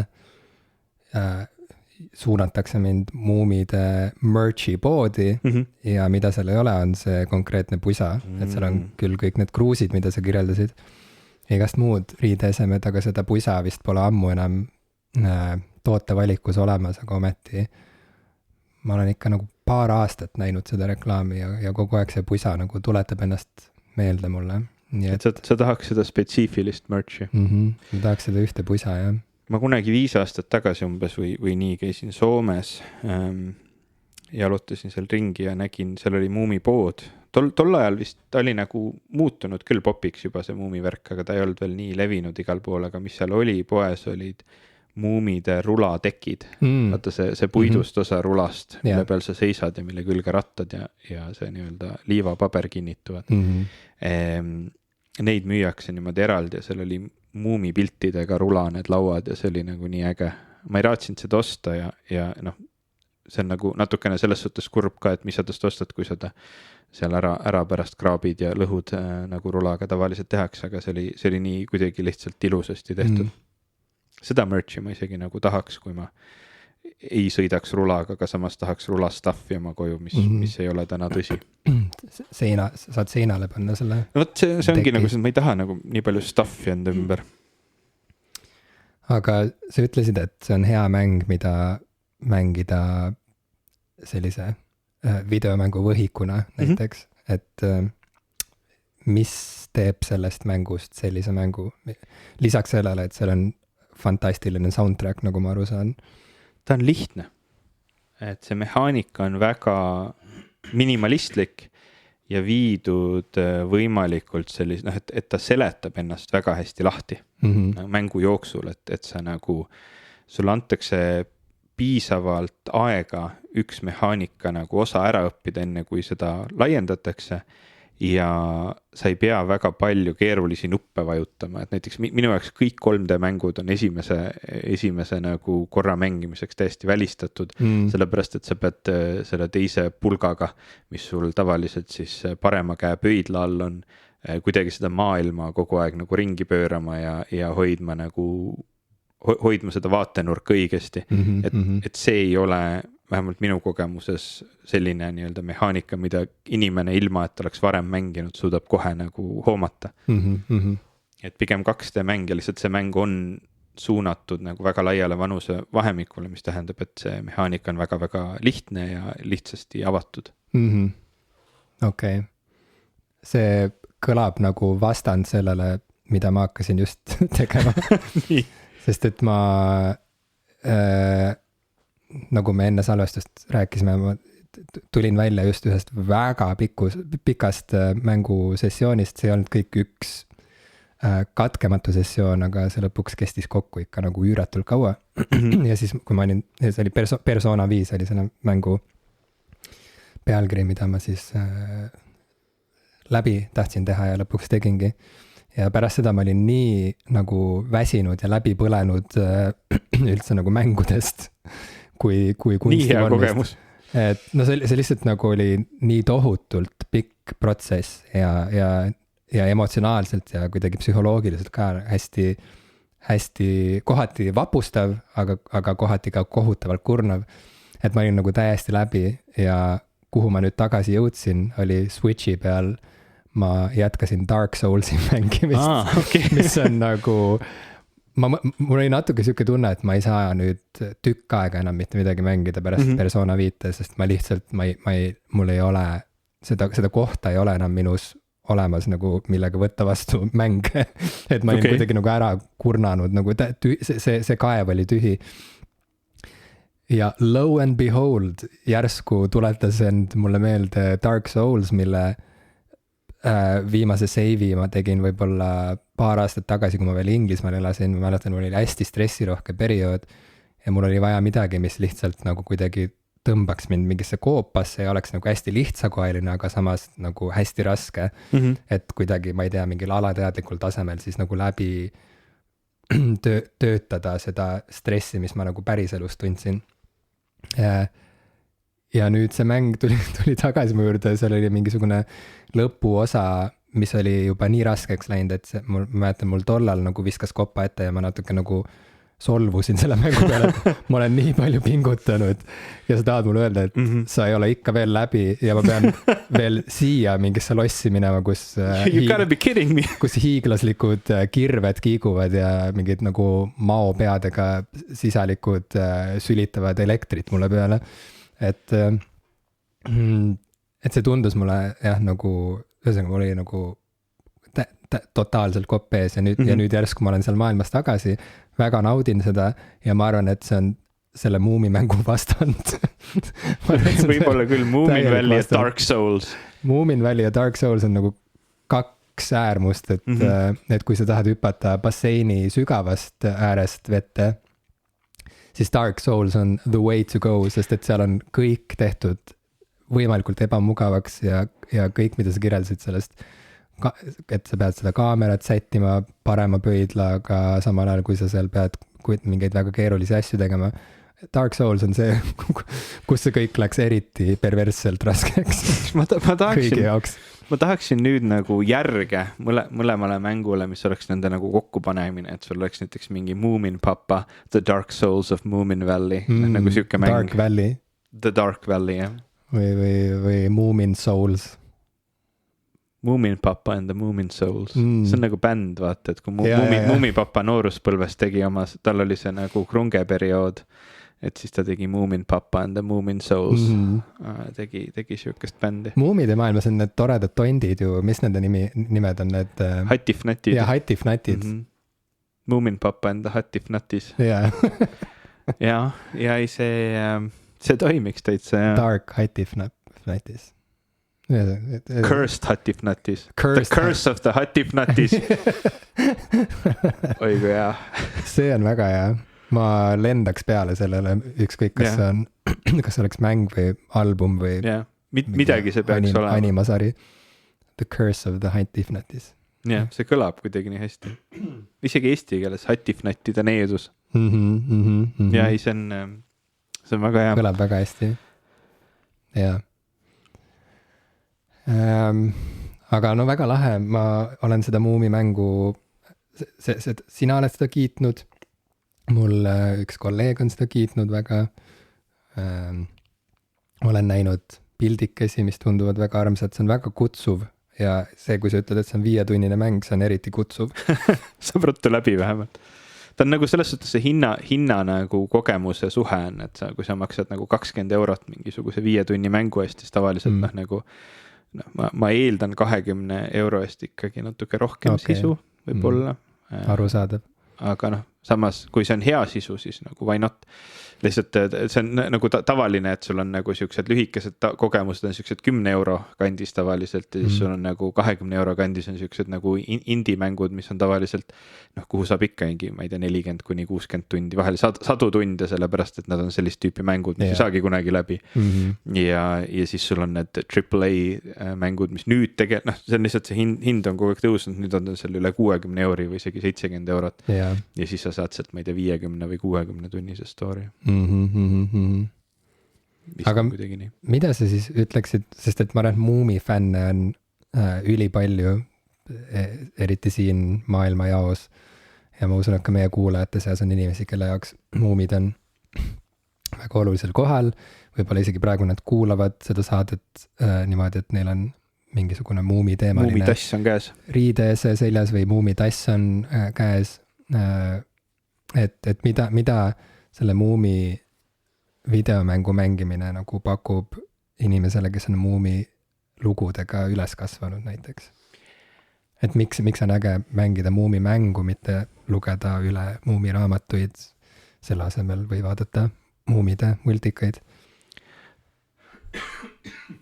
Ma arvan, et inimesele, keda huvitavad nagu väga Moomi lood, see mäng isegi võib-olla väga palju ei paku.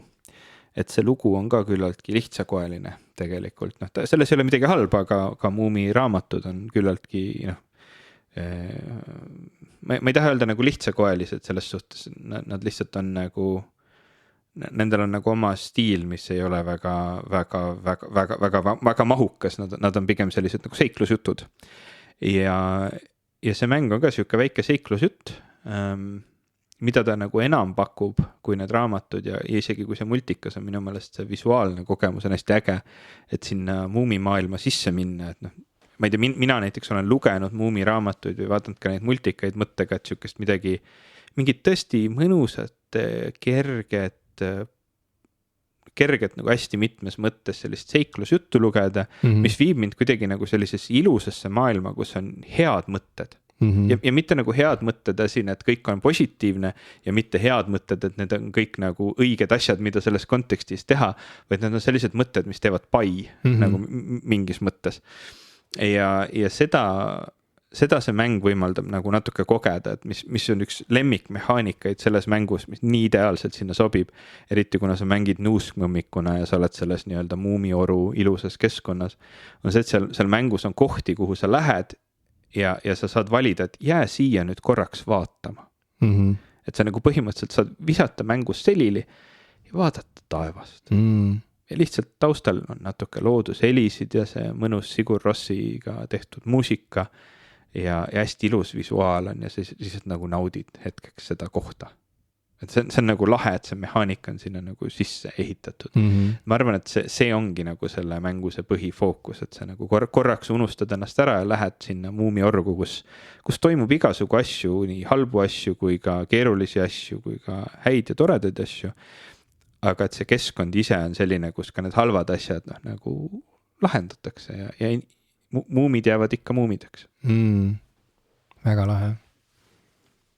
Ja jälle kõlab nagu Dark Soulsi vastand. Jah, ei ma lihtsalt ma tõesti tahaks nüüd mingit tumedat muumimängu, mis oleks 18 tumedat tuumimängu. Doomin Valley. Jah, võt, see peaks 18+ mäng olema. Läheks nagu väga käest ära. Doomin Valley, no siis sa peadki Dark Soulsi hakkama mängima või kui sa ei taha päris algusesse minna, sa võid alustada lõpust ehk siis Elden Ringist, mis on sama asi. Ma ei tea, kas ma suudan neid mänge mängida, need tunduvad nii vastand sellele, mida mina see on täielik vastand juures eelistan. Sellepärast ma soovitangi proovida. See on nagu see on hullem, kui sa oled kuulnud isegi ja see ongi lahe nagu, et see on jälle see nagu see on see mingi statement'i teema, et me oleme vist meid on õpetatud mõtlema, et mängud peavad olema nagu inimese poolt või et nad on nagu tehtud sulle selleks, et sa tunneksid rõõmu ja et nautida ja veedaksid mõnusasti vaba aega ja siis tehakse mäng, mis nagu lihtsalt nagu konstantselt meenutab sulle vastupidist. et kui sa ütlesid, et Moomin Valley's lahendatakse halvad asjad ära ja leitakse mingi hea lahendus, siis nendes Souls-like mängudes on niimoodi, et halvad asjad lahendatakse niimoodi ära, et kõik halb läheb veel halvemaks. Lahendatakse ära. Ja mida kaugemale sa jõuad, seda raskemaks kõik läheb. Üks mu lemmikteatri ja sealhulgas siis ka nagu filmižanr on jant. Et see tundub mulle see, et kõik asjad, mis lahenevad hullemaks. Nagu. Et ühesõnaga see on selline tume jant. Tume jant on väga hea kirjeldus tegelikult nagu Souls-like mängudele, aga sellel on, ma arvan, et seda ka kannab, mis on sarnane Moomin Valley'ga, ma arvan. Naljaks ma üldse ei plaaninud Dark Soulsist rääkida täna, aga sa tahtsid rääkida sellest Persona 5, aga ma arvan, et ma sellest ei jaksa rääkida. Aga, see on nagu minu jaoks nii out. Aga Persona 5 lühikokkuvõte, ma saan aru, miks seda peetakse suureks teetähiseks narratiivipõhistes mängudes ja miks seda võib isegi nimetada selliseks nagu natuke vigaseks meistriteoseks või midagi sellist. Aga ma vist ei jaksa sellest rääkida. Esiteks ma hakkan köhima aina rohkem siin. Teiseks ma mängisin seda võib-olla ja ma mängisin seda 133 tundi, mis on lihtsalt väga pikk aeg ühe ja sa ei olnudki selle lõpuks Delulu. Kes see? Delulu, ma üritan jälle noorte pärana. Mis see delusional või, mis see tähendab? Delulu on jah, delusion. Selle vastand on Trululu. Ma räägin, ma käin Instagramis. See on päris sõnad, mida kasutatakse päris elus või? Ma ei tea isegi. Ma ei tea, kas päris inimesed kasutavad neid sõnu päris elu. Aga ma Instagramis nägin, et noored nii räägivad. Ühesõnaga, et mis seob Dark Soulsi Moomin Valley'ga on võib-olla see sama süüke miljöö siis või, et ma saan aru, et Moomin Valley's on pigem süüke helge ja kuidas öelda, kosutav ja et teeb sulle pai, et see atmosfäär teeb su hingele pai, et siis Dark Soulsi atmosfäär teeb su hingele ai, aga see on samamoodi süüke ta on ikkagi miljöö. Aga sa ütled aitäh? Saab jah, mingi väga tume pool sinust, mida sa ei teadnud, et su sees eksisteerib, ütleb aitäh selle peale. Sükse nagu saatana häälega. Ja ka see on omamoodi nauding. Aga jah. Jah, ma olen nende Souls-like'ide peale selles osas mõelnud, et kui sa oled nendest rääkinud, siis ma olen, kas peaks proovima, aga ma olen viimasel ajal ikkagi parem nagu YouTube'ist mänguvideode vaataja kui nende mängud ise mängija, et näiteks mu üks lemmikkanaleid viimastel kuudel on olnud Real Civil Engineer, kes on siis üks tüüp, kes töötas mõnda aega teeinsenerina. ja nüüd siis mängib YouTube'is mänge, tal on väga populaarne kanal. Ta mängib hästi palju erinevaid mänge, mida tavaliselt seob mingi kas pusleomadus või mingi inseneri teema.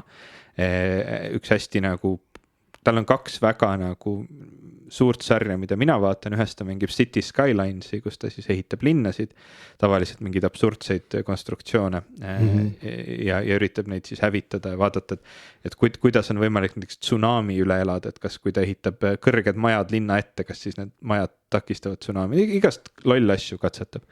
Ja teine on tal Timberborners, mis on siis mängu Timberborn, selline nii-öelda sari, tegemist on mänguga, kus sa pead ehitama koprat tsivilisatsiooni, mis tundub ääretult äge mäng ja mulle õudselt meeldib vaadata, kuidas ta seda mängib, ma olen tundide viisi vaadanud, kuidas tema mängib seda mängu ja siis ma üritasin ise seda mängima hakata või täpsemini mu vend, kes ka väga armastab seda kanalit, tahtis mulle jõuluks kinkida Timberborni, lihtsalt ma olin selle kahjuks päev enne endal ostnud, et ta ei saanud seda mulle Steamis kinkida, aga ma üritasin seda ühesõnaga mängima hakata ja kuigi see mäng meeldib mulle, siis minus ei ole mitte midagi, mis tahab seda mängida. Et see ongi nagu kuidagi see minu praegune kogemus mängudega.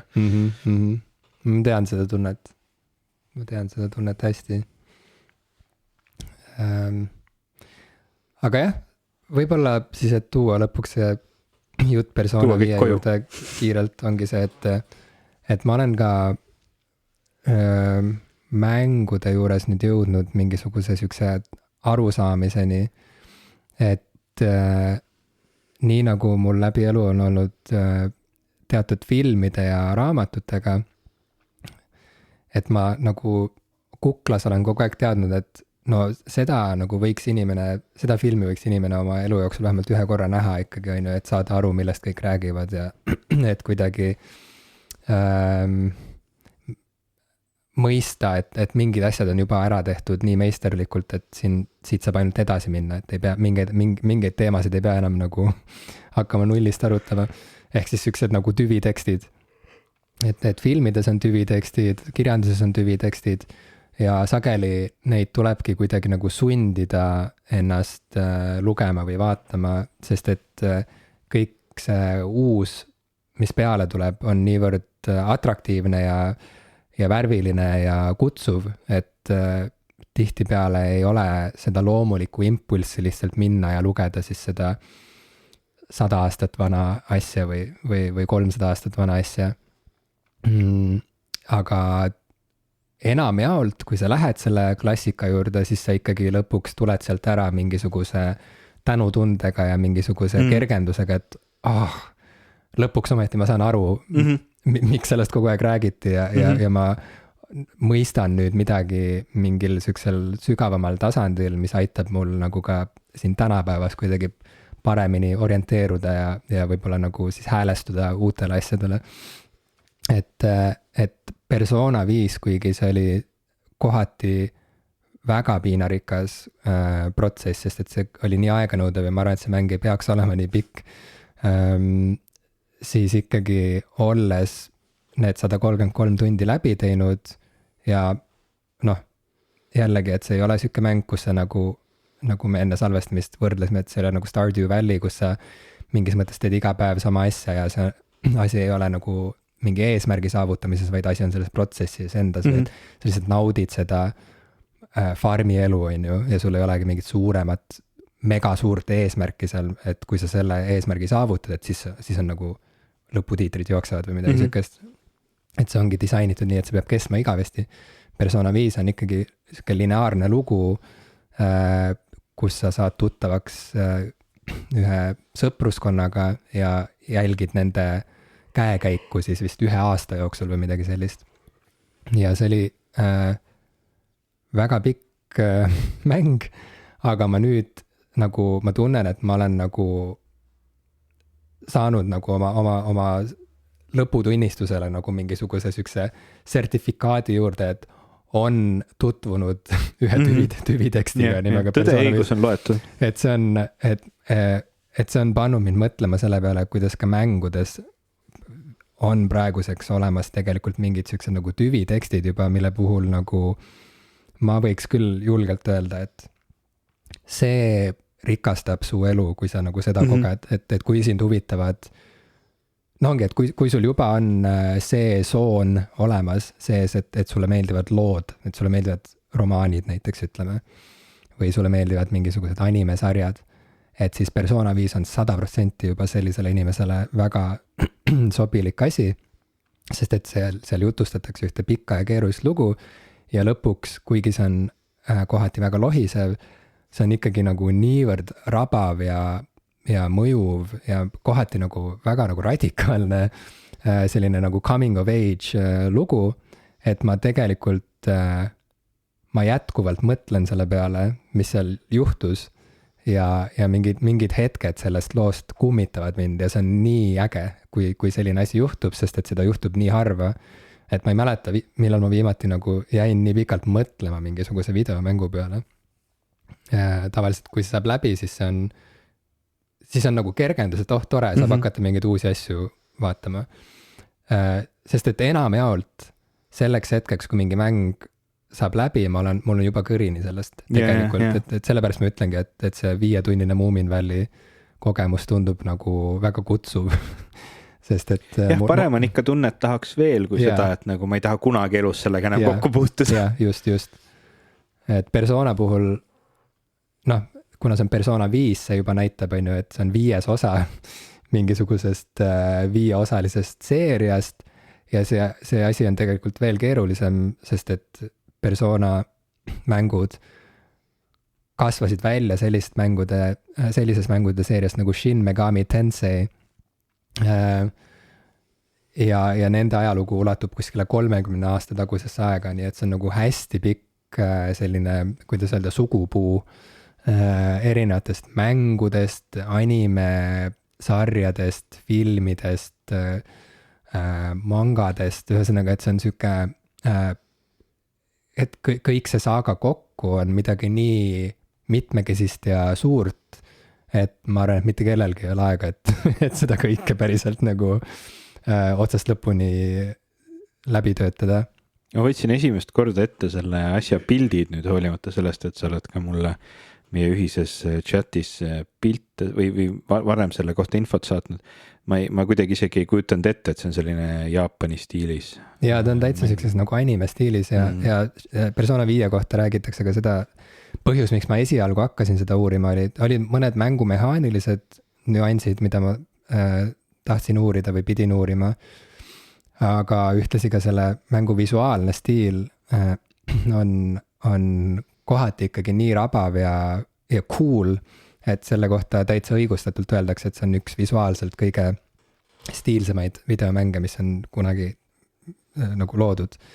Ja võib-olla selle kõige võti seisneb selles, et kui me oleme harjunud, et mängudes muidu nagu ütleme nagu erinevad siuksed instruktsioonid ja menüüd on nagu eraldi asi, et need on lihtsalt mingid aknakesed, mis hüppavad sulle vahepeal ette ja kirjeldavad või seletavad midagi, et sa saaksid mängust paremini aru või teaksid, mis nuppu vajutada, et see on nagu selle mängu väline selline kuidagi, kuidas öelda, siuke nagu juhend, on ju, nagu lauamänguga tuleb kaasa lihtsalt siuke prinditud paber, kus sa loed nagu juhiseid ja siis sa lähed, mängid seda mängu, mis näeb nagu päriselt ilus välja.